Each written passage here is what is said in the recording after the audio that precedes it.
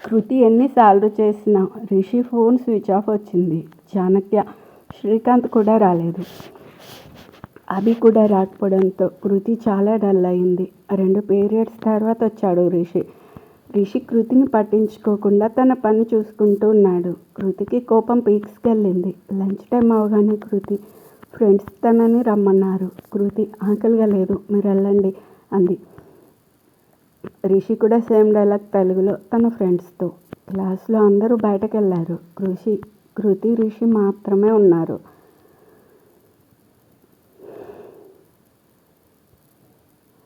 బయట వాన మొదలైంది. తొలకరి చినుకులు నేల వాలగానే వచ్చే వాసన, పక్కనే అరోమా స్మెల్ ఇచ్చే పూల చెట్లు, ఇవేమీ వాళ్ళిద్దరికీ పట్టడం లేదు. రిషి అన్నిసార్లు తన ఫోన్కి బదులు ఇవ్వకపోగా అసలు తన వైపు చూడడం లేదని కృతికి కోపం, ఏడుపు వస్తున్నాయి. 5 నిమిషాలు గడిచాయి. రిషి ఫోన్ చూసుకుంటూ ఉన్నాడు, కానీ తన వైపు చూడడం లేదు. కృతికి ఇంకా అక్కడ ఉండాలనిపించడం లేదు. బుక్స్ అక్కడ వదిలి లేచి క్లాసులో నుండి బయటకు వచ్చింది. పట్టపగలే దట్టమైన మబ్బులతో చీకటయింది. వర్షం పెద్దదయింది. అలాగే నడుచుకుంటూ ఫాస్ట్గా వెళ్ళింది. కాలేజ్ నుండి బయటకు వెళ్ళింది. కొంచెం దూరం వెళ్ళాక వర్షం కుంభవృష్టి అయి చుట్టూ ఎవరూ కనపడడం లేదు. కృతికి దారి కనపడక అక్కడున్న బస్ షెల్టర్ కింద ఆగింది. ఆ వాన దెబ్బకి కనుచూపు మేరలో ఒక్కరు కూడా లేరు. కొంచెం భయమేసింది. అంత పెద్ద వాన, తను ఒక్కతే. అవును, నేనేంటి ఇలా వచ్చేసాను ఒక్కదాన్ని అనుకుంది. ఎదురుగా మెరుపు మెరిసింది. దూరంగా గట్టిగా ఉరుములు చప్పుడు, పిడుగు పడిన సౌండ్. అంతే. తన గుండె చప్పుడు కూడా తనకు వినపడ్డం లేదు. వెనక్కి అలా అడుగు వేయగానే ఎవరో తగిలారు. పెద్దగా అరిచింది. చిన్ను, నేనే అని వినిపించగానే రిషిని గట్టిగా కౌగిలించుకుంది. రిషి కూడా తనని అదుముకొని భయమేసిందా అన్నాడు. కృతి తనను విడిపించుకుంటూ ఉంటే ఇంకా గట్టిగా పట్టుకుని, నిన్నే అడిగా, భయమేసిందా అని చాలా చిన్నగా అడిగాడు. కృతి ఏం మాట్లాడలేదు. రిషి నవ్వుతూ, పగటిపూట భయపడే అమ్మాయిని నిన్నే చూశాను అన్నాడు. కృతి కోపంతో ఐ హేట్ యూ అంది. రిషి నవ్వుతూ, అదేంటే రాత్రి ఐ లవ్ యూ టూ అన్నావు, ఇప్పుడు హేట్ యూ అంటున్నావు, ఏమైంది? అసలు తప్పంతా నీ వైపు పెట్టుకుని నన్ను హేట్ యూ అని ఎందుకు అంటున్నావు అని అడిగాడు. కృతి కోపంగా చూస్తుంటే రిషి కొంటెగా, ఏంటి కోపమా అంటూ తన పెదవులను లాక్ చేసేశాడు. 2 నిమిషాల తర్వాత వదిలి, ఇప్పుడు చెప్పు అన్నాడు. కృతి రిషితో, ఇప్పుడు ఇక్కడ చెప్తున్నా ఐ లవ్ యూ రిషి అంటూ తన నుదురు మీద కిస్ చేసింది. రిషి యాహూ అంటూ అరిచి కృతిని పైకి లేపాడు. గిరగిరా తిప్పాడు. కిందికి దించి, ఇప్పుడు చెప్పే పొట్టి, ఎందుకు అంత కోపం నా మీద? అలా వానలో తడుస్తూ వచ్చేసావు. నేను నీ వెనుక రావడం సరిపోయింది, లేకపోతే అని అడిగాడు. కృతి, నేను రాత్రి ఎన్నిసార్లు నీకు ఫోన్ చేశాను, లిఫ్ట్ చేయలేదు ఎందుకు? ముందు అది చెప్పు అని అడిగింది. రిషి, నువ్వే కదా ఫస్ట్ లిఫ్ట్ చేయకుండా కూర్చొని నన్ను అంటున్నావు అని అడిగాడు. నేను మిత్ర డాబా మీద కూర్చొని మాట్లాడుకుంటూ ఫోన్ తీసుకెళ్ళలేదు. అబద్ధాలు చెప్పకే. నేను లవ్ యూ అంటే సేమ్ టు యూ అని రిప్లై ఇచ్చావు. నేనా? హవ్వా? కావాలంటే చూడు అని వానికి తడవకుండా జాగ్రత్తగా దాచిన ఫోన్ తీసి మెసేజ్లు చూపించాడు. కృతికి అందులో మెసేజ్లు వచ్చిన టైం చూడగానే అర్థమైంది. ఇవన్నీ నేను కాదు, మా అక్క పంపింది. దానికి నువ్వు వదినా అని ఎందుకన్నావు అని డౌట్ వచ్చింది. అది తీర్చుకోవడానికి కిందకెళ్ళి ఇలా చేసిందా? దాని సంగతి చెప్తా అంది. రిషి, అవునా? నేను ఇంకా నువ్వే సేమ్ టు యూ చెప్పావు. అంతలోనే నా కాల్స్ ఎందుకు లిఫ్ట్ చేయడం లేదని నీ మీద అలిగాను. రాత్రంతా మీ ఇంటి దగ్గర జాగారం చేయడంతో ఫుల్ స్లీప్ వేసి కాలేజ్కి లేట్గా వచ్చా అన్నాడు. కృతి, సారీ బంగారం, నా కోసం నువ్వు రాత్రంతా మేల్కొంటే నేను నిన్ను అర్థం చేసుకోకుండా అసలు మా అక్క నానాలి అంది. రిషి, ఓయ్ మా వదిన్ని ఏమీ అనకు, తను అలా మెసేజ్ చేయడం వల్లే ఇంత జరిగి నువ్వు ఐ లవ్ యూ చెప్పావు అన్నాడు. కృతి, నీకన్నా ముందే నాకు నువ్వు ఇష్టం చెప్తే నువ్వు అని ఆపింది. రిషి కృతి నడుం పట్టుకుని దగ్గరికి లాక్కొని, నేను అన్నాడు కృతి కళ్ళలోకి చూస్తూ. కృతి సిగ్గుపడుతూ తల దించేసింది. రిషి, నేను నిన్ను ఇబ్బంది పెడతానా? నాకు చెప్పలేదు అని అడిగాడు. కృతి తలెత్తి రిషి నోటి మీద చేయి అడ్డం పెట్టి, అలా నువ్వు ఎప్పుడు అనకు అనగానే, మరెందుకు నాకు ప్రపోజ్ చేయలేదు? పోనీ నేను చెప్పనా? ఎందుకంటే అంటూ కృతి పెదవుల్ని తన వేలుతో నిమిరాడు. కృతి తనని తోసి, అందుకేరా నీకు చెప్పలేదు, ఇదిగో ఇలా చేస్తావని అంటూ వానిలోకి పరిగెత్తింది. రిషి కూడా తన వెనకే, ఏ చిన్ను ఆగు, నిన్నే అంటూ వచ్చాడు. కొంచెం దూరం వెళ్ళగానే కాలు జారి జర్రున జారి ముందుకు పడిపోయింది. రిషి ఫాస్ట్గా వచ్చి తన చేయి పట్టుకుని ఆపి ఎత్తుకుని మళ్ళీ బస్ షెల్టర్లో దింపాడు. కృతి పూర్తిగా తడిసిపోవడంతో రిషి, చిన్ను ఇంకింటికి పద, జలుబు చేస్తుంది అన్నాడు. కృతి, ఇప్పుడా? అమ్మ నాన్న వచ్చారు, వెళ్ళను అంది. రిషి, మీ అమ్మ నాన్న ఇప్పుడెందుకు వచ్చారు అని అడిగాడు. కృతి, నిన్న అంత పెద్ద గొడవ అయింది కదా, మా అక్క వాళ్ళ కాలేజీలో ఏమైనా ప్రాబ్లం అవుతుందేమో అని వచ్చారు. రిషి, మీ నాన్న మీ అక్కతో వాళ్ళ కాలేజ్కి వెళ్ళాడా అని అడిగాడు. వెళ్ళాడు. అయితే ఆయనకి నా మీద ఇంకా కోపం పెరుగుతుంది. కృతి, కోపం పెరగడం కాదు, నీ మీద చాలా నెగిటివ్ ఇంప్రెషన్ ఆయనకి. మా అక్క ఆయన్ని అలా ఎందుకన్నది అని గట్టిగానే అడిగింది అన్నది.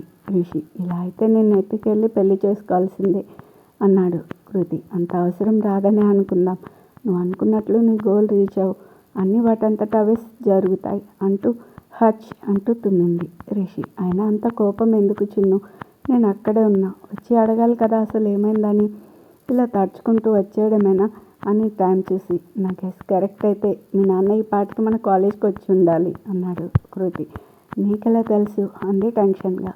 ఎలా అంటే నేను ఆలోచించేదానికి పూర్తి వ్యతిరేకంగా మీ నాన్న ఆలోచిస్తారు కాబట్టి అన్నాడు. కృతి, అంటే అని అడిగింది. రిషి, అంటే ఏంటో తర్వాత తీరిగ్గా డిస్కస్ చేద్దాం, ముందు నువ్వు ఇంటికి వెళ్ళు. ఒకవేళ మీ ఇంట్లో వాళ్ళు ఈ టైంలో ఎందుకు వచ్చావని అడిగితే ఏదో చెప్పి కవర్ చేయి అన్నాడు. మరి నువ్వు అని అడిగింది కృతి. నేను కాలేజ్కి, బట్టలు తడిసే కదా, ఎలా వెళ్తావు? అబ్బా నా పాటలేవో నేను పడతా, ముందు నువ్వు వెళ్ళు అన్నాడు. కృతి సరే అంటూ ఇంటికి వెళ్ళింది. రిషి రూమ్లో ఉన్న చాణక్యకి కాల్ చేసి తనకు అర్జెంటుగా జత బట్టలు తీసుకుని ఆటోలో కాలేజ్కి రమ్మన్నాడు. కృతి ఇంటికి వెళ్ళగానే వాళ్ళ అమ్మ, అయ్యో ఏంటి ఇలా తడిసావు అని అడిగింది. కృతి ఎదురుగా ఉన్న కిషోర్ని చూసి అమ్మయ్య అనుకుంటూ, కాలేజీలో లంచ్కి వెళ్ళి జారి పడ్డాను, అందుకే డ్రెస్ మార్చుకుందామని వచ్చాను అంది. వాళ్ళ అమ్మమ్మ, సరే వెళ్ళి డ్రెస్ మార్చుకుంటా, భోజనం చేద్దు అంది. కిషోర్, మళ్ళీ వెళ్తావా కాలేజ్కి అని అడిగాడు. ఎందుకు డాడీ, నాకు పనుంది మీ కాలేజీలో, వెళ్తున్నా, వస్తావేమో అని. మా కాలేజ్కా? ఎందుకు డాడీ, మీ ఫ్రెండ్ని కలిసి థ్యాంక్స్ చెప్పొస్తా అన్నాడు. కృతి, రిషి ఎలా కనిపెట్టాడు అనుకుంటూ, రిషిక ఎందుకు అని అడిగింది. కిషోర్, అతను ఎంత పెద్ద హెల్ప్ చేశాడు, మీ అక్క వాళ్ళ డీన్ కూడా అతని గురించే చెప్పాడు, అందుకే కలుద్దామని వెళ్తున్నా అన్నాడు. కృతి, దానికోసం మీరెందుకు అక్కడి దాకా? తన్నే రమ్మని కాల్ చేస్తా, ఇంటికి వస్తాడు అంది. అతనికి అంత శ్రమ ఎందుకు, నేనే వెళ్తా అంటూ గొడుగేసుకుని మరీ వెళ్ళాడు. కృతి వెంటనే తన రూమ్లోకి వెళ్ళి ఫోన్ తీసింది రిషికి చెప్దామని. ఫోన్ వానికి తడిసి పాడైపోయింది. షిట్ అనుకుంటూ వాళ్ళ అమ్మ దగ్గరికి వెళ్ళి ఫోన్ తెచ్చి రిషి నెంబర్కి కాల్ చేసింది. అవుట్ ఆఫ్ కవరేజ్ ఏరియా అని వచ్చింది. చేసేది లేక డ్రెస్ మార్చుకొని మళ్ళీ కాల్ చేసింది, అందలేదు. కిషోర్ ప్రీతి వాళ్ళ కాలేజ్కి వెళ్ళి వాళ్ళ ప్రిన్సిపాల్ని కలిసి తన్ని పరిచయం చేసుకున్నాడు. ఆయన, చెప్పండి ఏ పని మీద వచ్చారు అని అడిగారు. సార్, ఇదెంత గొప్ప కాలేజ్ అని మా అమ్మాయిని ఇక్కడ చేర్పించాను, మా ఫ్రెండ్ వాళ్ళ అబ్బాయి కూడా ఇక్కడే చేరాడు, కానీ మీరు రౌడీలకి పోకిరీలకు కూడా సీట్ ఇస్తారని తెలిసింది అన్నాడు. ఆయన, రౌడీలు పోకిరీలు ఎవరి గురించి మాట్లాడుతున్నారో తెలుసుకోవచ్చా అన్నాడు. కిషోర్, అంటే మీకు నిన్న జరిగిన గొడవ గురించి తెలియదా అని అడిగాడు. ఆయన, సార్ మీరు వివరంగా చెప్పండి అన్నాడు. కిషోర్, రిషిక్ అని మా అమ్మాయి కృతితో పాటే చదువుతున్నాడు మీ కాలేజీలో. నిన్న మా పెద్దమ్మాయి మా చిన్నమ్మాయికి కాల్ చేసి రమ్మనింది, వాళ్ళ కాలేజీలో ఏదో ప్రాబ్లం అని. సరే, తన ఆడపిల్ల కదా, ఆ సదరు రిషిక్ని తోడు తీసుకెళ్ళింది. ఆ అబ్బాయి అక్కడికి వెళ్ళి ఆ కాలేజ్ స్టూడెంట్స్ని చితక్కొట్టొచ్చాడు. అంతేకాదు, మీ కాలేజీలో చదివే అబ్బాయిలు అందరూ వెళ్ళారు ఈయన గారికి సపోర్ట్గా. అది ఎంత షేమ్గా ఫీల్ అవ్వాలి. ఆ రిషిక్ వలన మీ కాలేజ్ పరువు పోయింది. ఇదంతా మీకు తెలిసే జరిగిందా తెలియక జరిగిందో నాకు తెలీదు. ఆ అబ్బాయిని పిలిచి వార్నింగ్ ఇవ్వండి అంటూ పైకి లేచాడు. ప్రిన్సిపల్ కూడా లేచి, సరే పదండి మీ ఎదుటే చెప్తాను అని ప్యూన్ని పిలిచి కాలేజ్ మొత్తాన్ని గ్రౌండ్కి రమ్మని చెప్పాడు. కృతి ఇంకా టెన్షన్తో తట్టుకోలేక వాళ్ళ అమ్మకి చెప్పి కాలేజ్కి తిరిగి వచ్చింది. వాన కూడా తగ్గుతుంది. ప్రిన్సిపల్ గారు కిషోర్ని తీసుకుని గ్రౌండ్కి వచ్చారు. అక్కడున్న చిన్న స్టేజ్ మీద నించున్నారు. వీళ్ళు వెళ్ళేసరికి కాలేజ్లో ఉన్న స్టూడెంట్స్, లెక్చరర్స్ అంతా ఉన్నారు. కృతి కాలేజ్కి ఎంటర్ అవుతూ అభికి కాల్ చేసింది. కిషోర్ కాలేజ్కి రావడం గురించి చెప్పింది. అభి, నువ్వేమి కంగారు పడుకు, నేను మాట్లాడతా అంకుల్తో అని ఫోన్ పెట్టేశాడు. కృతి అందరూ గ్రౌండ్లో ఉండడం చూసి అటు వెళ్ళింది. ప్రిన్సిపల్ గారు మాట్లాడుతూ, హలో స్టూడెంట్స్, ఎలా ఉన్నారు అని అడిగాడు. అందరూ ఫైన్ సార్ అంటూ పెద్దగా అరిచారు.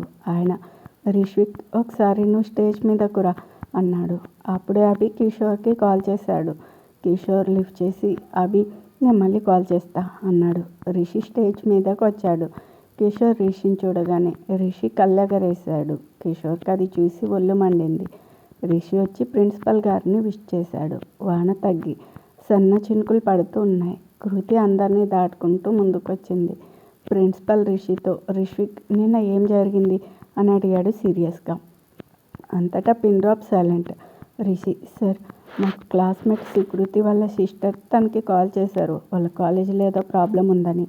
నేను సుకృతి కలిసి అక్కడికి వెళ్ళాం. అక్కడ మా ఫ్రెండ్ అభిరామ్, తను మా క్లాస్మేట్, సుకృతి వాళ్ళ ఫాదర్ అంటూ కిషోర్ని చూపించి ముందు తనకే కాల్ చేశారు. అందుకే అభి మాకన్నా ముందెళ్ళాడు. ఆ కాలేజ్ స్టూడెంట్స్ అతన్ని స్పృహ కోల్పోయేలా కొట్టారు. మేము అతనికి ఫస్ట్ ఎయిడ్ చేయమని అడుగుతుంటే ఆ కాలేజ్ వాళ్ళు అడ్డుకున్నారు. అంతేకాదు, సుకృతి వాళ్ళ సిస్టర్తో నా ఎదుటే మిస్బిహేవ్ చేశారు. అందుకే వాళ్ళని కొట్టాల్సి వచ్చింది సార్. మన కాలేజ్ వాళ్ళు సడన్గా అక్కడికి వచ్చే వరకు నాకు తెలీదు. దాంతో మన కాలేజ్కి వాళ్ళ కాలేజ్కి గొడవ అయ్యింది. పోలీసులు కూడా వచ్చారు. కానీ ఫైనల్గా వాళ్ళ డీన్ గారు సారీ చెప్పి అంతా సెటిల్ చేశారు అని చెప్పడం ఆపి ఆయన వైపు చూశాడు.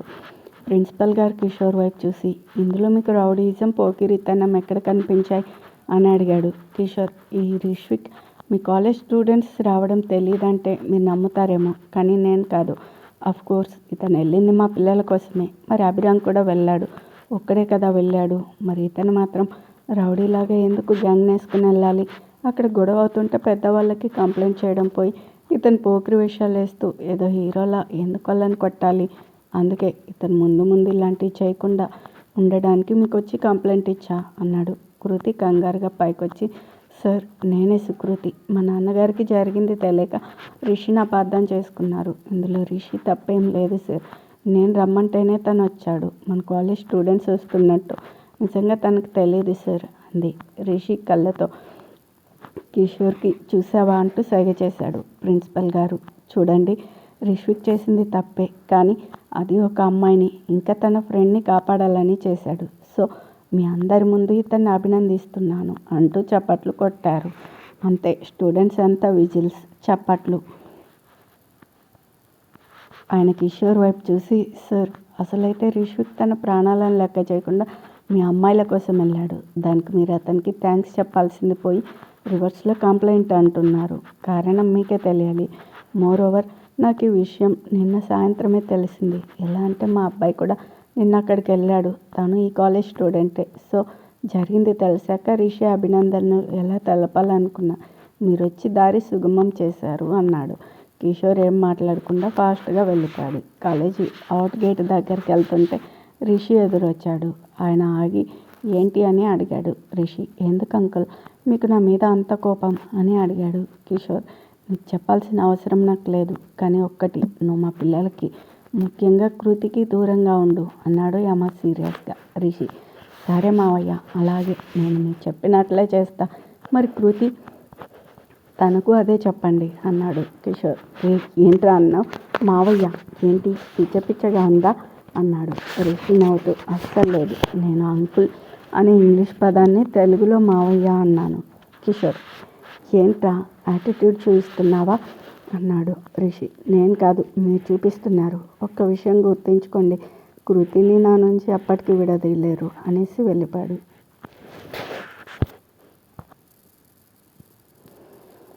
కిషోర్ కోపంగా ఇంటికొచ్చాడు. శ్రావణితో, మనం కృతిని తీసుకుని మన ఊరు వెళ్ళిపోతున్నాం, నువ్వు వెళ్ళి తన బట్టలు సర్దే అన్నాడు.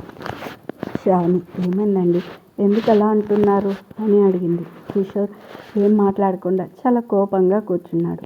కాలేజ్ నుండి వచ్చిన కృతి రిషి కోసం వెతికింది. ఎక్కడా కనపడలేదు. తను దూరం నుంచి చూసింది. రిషి తన తండ్రితో మాట్లాడడం. రిషి ఫోన్కి కాల్ చేసింది. రిషి ఫోన్ లిఫ్ట్ చేసి హలో ఎవరు అని అడిగాడు. కృతి నేనే, ఇది మా అమ్మ నంబర్ అంది. రిషి హే నీ ఫోన్ ఏమైంది అని అడిగాడు. కృతి అది వానికి తడిసి పని చేయట్లేదు కానీ నువ్వెక్కడా అని అడిగింది. రిషి నేను రూమ్కి వెళ్తున్నా. ఏం అనగానే కృతి నేను ఇంకా కాలేజీలోనే ఉన్నా, ఒకసారి మన పార్కుకి రా, నేను ఎంట్రన్స్లో ఉంటా అని కట్ చేసింది. ఈలోపు కృతికి కాల్ వచ్చింది వాళ్ళ నాన్న నుంచి. కృతి లిఫ్ట్ చేయగానే కృతి నువ్వు ముందు ఇంటికి రా అని సీరియస్గా ఫోన్ పెట్టేశాడు. కృతి మళ్ళీ రిషికి కాల్ చేసి నువ్వు మా నాన్నతో ఏం మాట్లాడావు అని అడిగింది. రిషి అరే పార్కు దగ్గరికి రమ్మన్నాగా, వచ్చాక చెప్తా అన్నాడు. కృతి ఇప్పుడే మా నాన్న కాల్ చేశారు, ఎందుకో అర్జెంటుగా రమ్మన్నారు, నేను వెళ్తున్నా, మనం తర్వాత కలుద్దాం, నువ్వు మా నాన్నతో ఏం మాట్లాడావో అది చెప్పు అంది. రిషి ఏముంది, నన్ను నీకు దూరంగా ఉండమని వార్నింగ్ ఇచ్చాడు, నేను కుదరదు, అదే మాట నీకు చెప్పమన్నాను అన్నాడు. కృతి కంగారుగా అంతేనా, ఇంకేం లేదుగా అని అడిగింది. రిషి ఇంకేం లేదు అనేసి ఉంది అన్నాడు కూల్గా. కృతి ఇంకేముంది అని అడిగింది. నేను మీ నాన్నని ప్రేమతో మావయ్య అని పిలిచా అన్నాడు.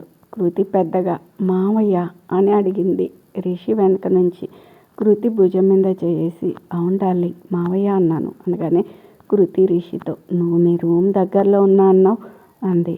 రిషి నువ్వు మీ నాన్నతో వెళ్ళిపోయావనుకుని నేను వెళ్ళాను, నువ్వు కాల్ చేయగానే రిటర్న్ అయ్యాను అంటూ భుజం మీద నుండి చెయ్యి తీయకుండానే నడుస్తూ ఉన్నాడు. కృతి మా నాన్నని ఏమని పిలిచావు అని అడిగింది. ఇందాక చెప్పాగా, ఇప్పుడు చెప్పు మావయ్య అని పిలిచా. మనం లవ్ చేసుకుంటున్నామని కూడా చెప్పావా? లేదు, కాకపోతే మీ బాబు కనిపెట్టే ఉంటాడు. కృతి సైలెంట్గా ఉండడం చూసి రిషి ఏంటి చిన్ను కోపమా, ఏం చేయని చెప్పు, మీ నాన్న నీకు దూరంగా ఉండమని వార్నింగ్ ఇచ్చాడు, నాకు సంఖ్య తిరిగింది, అందుకే అలా అన్నాను.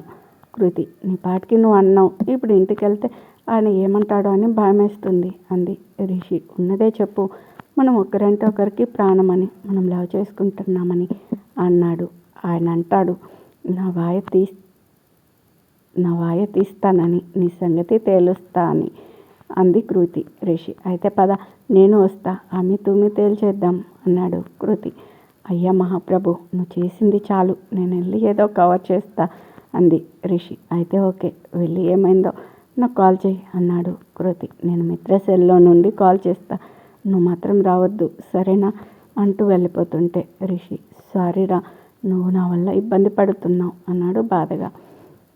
కృతి అదేం లేదులే కానీ నువ్వు వాళ్ళ నుంచే కదా బేకరీలో పార్ట్ టైం జాబ్లో జాయిన్ అయ్యేది అంది. రిషి అవును, అందుకే రూమ్కి వెళ్ళింది అనగానే కృతి తనకు బాగా చెప్పి వెళ్ళిపోయింది. రిషి కూడా తన రూమ్కి వెళ్తూ మిత్రకి కాల్ చేసి జరిగింది చెప్పాడు. మిత్ర అరే నీకు కొంచెం కూడా ఓవర్ అనిపించడం లేదు, అంకుల్ని డైరెక్ట్గా వార్న్ చేయడమే కాక మామ అని పిలుస్తావా, ఇంకా కృతిని తీసుకెళ్ళిపోతాడు ష్యూర్ అంది. రిషి ఆయనకు అంత సీన్ లేదు, ఆయన నా డార్లింగ్ అలా కనపడుతుంది అమాయకంగా, నా పొట్టి చాలా గట్టిది, కావాలంటే చూడు ఆయనకు ఎలా నచ్చ చెప్తుందో అన్నాడు. మిత్ర నాకు ఒకటి మాత్రం ఆశ్చర్యం, ఎలా రా మీ ఇద్దరు ఒకరికొకరు అంతలా తెలుసుకున్నారు, నిన్న అది అంతే, నువ్వు ఖచ్చితంగా ఇంటికి రావు కానీ కనిపెట్టుకొని ఉంటావు అన్నది, నువ్వు అలాగే చేసావు, చూద్దాం ఇప్పుడు కృతి ఏం చేస్తుందో, నేను ఇంటికి బయలుదేరుతాను, వెళ్ళాక నీకు మెసేజ్ చేస్తా. అవును అభిని చూసి వచ్చావా అని అడిగింది. రిషి ఎక్కడా, మా మామ వచ్చి నా మూడంతా ఖరాబ్ చేశాడు అన్నాడు. మిత్ర సరే రేపు ముగ్గురం వెళ్దాం అనగానే రిషి నేను వాళ్ళ నుంచి పార్ట్ టైం జాబ్లో జాయిన్ అవుతున్నా, సండే వెళ్దాం, నువ్వు నాకు విషయం మెసేజ్ చేయి, మా మామ వెళ్ళాక కృతిని కాల్ చేయమను అని ఫోన్ పెట్టేశాడు. కృతి ఇంటికి వచ్చేసరికి అందరూ ఇంట్లో డల్గా ఉన్నారు. కిషోర్ చూపులతో భస్మం చేసేలా చూస్తున్నాడు. కృతి నెమ్మదిగా వచ్చి డాడీ అర్జెంటుగా రమ్మన్నారు, ఏంటి విషయం అని అడిగింది. కిషోర్ ఆ పోతిరి వెధవ చెప్పలేదా అన్నాడు వెటకారంగా. కృతి ఎవరు, నాకు అలాంటి వాళ్ళు ఎవరు తెలీదు అంది. కృతి సూటిగా నిజం చెప్పు, వాడు నువ్వు ఫ్రెండ్సేనా లేక ఇంకేమైనా ఉందా మీ ఇద్దరి మధ్య అని అడిగాడు. కృతి ఏం మాట్లాడలేదు. శ్రావణి కృతి డాడీ నిన్నే అడిగేది, సమాధానం చెప్పు అంది. ఉంది డాడీ, వాడికి అన్నీ నేనే, అమ్మ, నాన్న, బెస్ట్ ఫ్రెండ్. ఓహో, అయితే లవర్ కూడానా? కృతి మళ్ళీ సైలెంట్. చూడు కృతి, మేము మీ వయసు నుండే వచ్చిన వాళ్ళమే. ఈ వయసులో అవన్నీ సహజం. నువ్వు వాడికి ఎంత చనువిస్తే వాడు నాతో అంత ధైర్యంగా మాట్లాడాడు. అక్కడే అర్థమైంది ఇద్దరు బెస్ట్ ఫ్రెండ్స్ అనే స్టేజ్ దాటి లవర్స్ అయ్యారని అన్నాడు. కృతి సైలెంట్గా ఉండడం చూసి శ్రావణి, ఏంటి కృతి, డాడీ చెప్పేది నిజమా? అతను నువ్వు లవర్సా? అందుకే నా నిన్ను ఇక్కడికి పంపింది అని అడిగింది కోపంగా. కిషోర్, మనం పంపితే ఇది రాలేదు, వాడు ఇక్కడ చేరాడని చెప్తే ఇదే ఇంజనీరింగ్ సీట్ వదులుకొని ఇక్కడికి వచ్చింది. పాపం, వీళ్ళ విషయం తెలియని అభి వీళ్ళ ఫ్రెండ్షిప్ కోసం ఇక్కడికి వచ్చాడు. వీళ్ళేమో అభిని మోసం చేసి అని ఇంకా ఏదో అనబోతుంటే కృతి మధ్యలో, అభి సంగతి ఎందుకు తెస్తున్నారు డాడీ? మేమేమి వాణ్ణి మోసం చేయలేదే. అభి ఎప్పటికీ మా బెస్ట్ ఫ్రెండే. ముందు నేను చెప్పేది వినండి డాడీ అంది. ఆయన, ఇక వినేదేం లేదు, ముందు మాతో పద, నువ్వు మన ఊర్లోనే చేరదు అన్నాడు. కృతి, నేను రాను డాడీ, నేను కనపడకపోతే రిషి ఉండలేడు. నేను ఎక్కడుంటే అక్కడికే వస్తాడు. నేనంటే అంత పిచ్చి ప్రేమ అంది శ్రావణి కోపంగా. కృతి చంప మీద పట్టమని ఒక్కటిచ్చింది. కిషోర్ ఏదో చెప్పబోతుంటే, మీరు ఆగండి అని కృతితో, ఏంటే నీ కళ్ళకి పిచ్చోళ్ళలా ఉన్నామా? ఏదో చదివి ఉద్ధరిస్తామనుకుంటే పిచ్చేషాలు వేస్తున్నావు. నన్ను విడిచి వాడు ఉండాడు అంటున్నావు. మీ నాన్న విషయంలో మరీ ఓవర్గా ఆలోచిస్తున్నాడేమో అనుకున్నా. ఆయన ఆలోచన కరెక్ట్. అసలు ఎప్పటి నుండి ఇలా? నువ్వు ఇలా చేసావంటే నమ్మబుద్ధి కావడం లేదు. నీ లగేజ్ ప్యాక్ చేశా, ఇక పద, అసలు నువ్వు చదవాలా వద్దా అని ఊరెళ్ళి ఆలోచిద్దాం అంది వాళ్ళ అమ్మ. తొందరపడొద్దు శ్రావణి, తప్పు చేసింది నిజమే, దాని తప్పు తెలియజేసి దారిలో పెట్టాలి, అంతేకాని చదువు మాన్పించకండి. ఆ అబ్బాయిని పిలిచి మన అమ్మాయికి దూరంగా ఉండమని చెప్తాం అంది. కిషోర్, అదే చెప్తే వాడు నాకు కాదు, నీ కూతురికి చెప్పు అన్నాడు. ఆవిడ, ఆ వయసు అలాంటిది, ఎవరికి భయపడరు, ఎవరిని లెక్క చేయరు అంది. కిషోర్, అందరూ అలా ఎందుకుంటారు అత్తయ్య గారు? వాడి ఫ్యామిలీ బ్యాక్గ్రౌండ్ అలాంటిది. ఆ రోజు వాడి అమ్మని చూసాంగా, పెద్ద కంచులా ఉంది, అందుకే వీడు అలాగే ఉన్నాడు. దానికి తోడు నేను సుప్రజోళ్ళ కాలేజ్ అనుకుంటే ఇవాళ వీళ్ళ కాలేజ్లో కూడా మోసారు. వాడి హీరోలా ఫీల్ అయ్యి నాకే వార్నింగ్ ఇచ్చాడు అనగానే శ్రావణి, ముందు మన బంగారం మంచిదైతే తర్వాత వేరే వాళ్ళకి పేరు పెట్టచ్చు, దీనివల్లనే అంతా అంటూ కిషోర్తో, మీరు వెళ్ళి రాత్రి బస్కు టికెట్స్ చేయించి తీసుకురండి అంటూ కృతి దగ్గరున్న తన ఫోన్ తీసుకుని కృతిని అక్కడున్న కుర్చీలోకి తోసి, నేను చెప్పే వరకు ఇక్కడ నుండి కదలావంటే కాళ్ళు ఇరగొడతా అంది. ఇదంతా బయట నిలబడి చూస్తున్న మిత్ర రిషికి, సుప్రజకి కాల్కి, సెల్కి మెసేజ్ పెట్టింది. కానీ రిషి ఫస్ట్ డే కావడంతో ఫోన్ సైలెంట్లో పెట్టాడు. మిత్ర లోపలికి వచ్చి కృతికి కళ్ళతో సైగ చేసింది, కూల్ అని. కృతి ఓకే అంది. శ్రావణి మిత్రను చూసి, ఏమే నీకు తెలుసా నీ ఫ్రెండ్స్ చేస్తున్న ఘనకార్యం అని అడిగింది. మిత్ర మనసులో, అసలు కనిపెట్టిందే నేనైతే తెలుసా అని నన్నే అడుగుతుంది, పిచ్చి ఆంటీ అనుకుని పైకి మాత్రం, ఏం చేశారు ఆంటీ వీళ్ళు ముగ్గురు అని అడిగింది అమాయకంగా. శ్రావణి, అభి కాదు, రిషి, కృతి నిర్వాకం, హవ్వ ప్రేమ గీమ అంటూ తిరుగుతున్నారని అంది. మిత్ర, తెలీదా ఆంటీ అంది. ఇప్పుడు తెలిసింది కదా, నేను అంకుల్ దీన్ని తీసుకుని వెళ్ళిపోతున్నాం. రిషి, నిన్ను అడిగితే నీకేం తెలియదు అని చెప్పు. కృతి, అమ్మ మీ పాటికి మీరు నిర్ణయిస్తే సరిపోతుందా? నేనేమనుకుంటున్నానో మీకు అవసరం లేదా అని అడిగింది. శ్రావణి, ఏంటే నువ్వు అనుకునేది? నాన్న ఏది చెప్తే అదే ఫైనల్ అంది. కిషోర్ కృతి వైపు కోపంగా చూశాడు. కృతి, సరే అలాగే కానివ్వండి. డాడీకి రిషి అంటే ఎందుకంత కోపం? ఏం చేశాడు? అసలు డాడీ తప్పు చేస్తే రిషిని ఎందుకు తప్పు పట్టాలి? డాడీనే మా కాలేజ్కి వచ్చి కంప్లైంట్ ఇచ్చారు. రిషి ఎవరి కోసం చేశాడు? నా కోసం మాత్రమే కాదు, అక్క కోసం, అభి కోసం. అదంతా మర్చిపోయి రిషిని తప్పు పట్టడమే కాక ఇప్పుడు నన్ను మీతో రమ్మంటున్నారు. ఇదెక్కడ న్యాయం అమ్మ? సరే ఓకే పదండి. ఇప్పుడు చెప్తున్నా, నేను వాడిని ప్రేమిస్తున్నా పిచ్చిగా. నాకు రిషి అంటే ప్రాణం. నేను పెళ్ళంటూ చేసుకుంటే రిషినే. కానీ రిషికి తెలుసు నన్ను ఎప్పుడు ఎలా తీసుకెళ్లాలో. అయినా ప్రేమ అంటే తప్పేంటి? మా ఇద్దరికి గోల్స్ ఉన్నాయి, అవి కంప్లీట్ అయ్యే వరకు వెయిట్ చేస్తాం. మీరు నన్ను చదివించకపోయినా పర్లేదు అంది. శ్రావణి, అమ్మమ్మ ఇద్దరూ కృతి వైపు ఆశ్చర్యంగా చూస్తున్నారు. అమ్మమ్మ, ఏంటి కృతులు, నీకు ఇంకా పెళ్లి వయసు రాలేదు. నువ్వు ఇంకా ఏదో సాధించి పేరు తెచ్చుకుంటావనుకుంటే ఇలా మాట్లాడుతున్నావు అన్నారు కృతి. లేకపోతే ఏంటమ్మమ్మ, మేమేమి పరువు పోయే పని చేయలేదే. అసలు ఎందుకు నన్ను తీసుకెళ్ళడం నువ్వే చెప్పు అంది. అప్పుడే లోపలికి వచ్చిన సుప్రజ. ఏంటమ్మా, వాతావరణం వేడివేడిగా ఉంది అన్నది. శ్రావణి, అసలు నిన్ననాలి, నీకన్నా చిన్నది, బయట ఎలా ఉంటుందో ఏంటో తెలుసుకోవాల్సిన పని లేదా అని అడిగింది సుప్రజ. ఇప్పుడు ఏమైంది, ముందది చెప్పండి అనగానే కిషోర్, ఆ రిషిగాడు నీ చెల్లి ప్రేమ గీమ అంటూ వేషాలు వేస్తున్నారు. అదేంటే అంటే ఇది మాకే రివర్స్లో క్లాస్ పీకుతుంది. కాస్త నువ్వైనా గడ్డి పెట్టు దానికి, మాతో తీసుకెళ్తాం అన్నాడు. సుప్రజ ఆశ్చర్యంగా, ఎక్కడికి అని అడిగింది శ్రావణి. మన ఊరు అంది సుప్రజ. అసలు చెల్లి ఏం తప్పు చేసిందని ఇక్కడ నుండి తీసుకెళ్ళాలనుకుంటున్నారు అంది. కిషోర్ శ్రావణి మొహమొహాలు చూసుకున్నారు.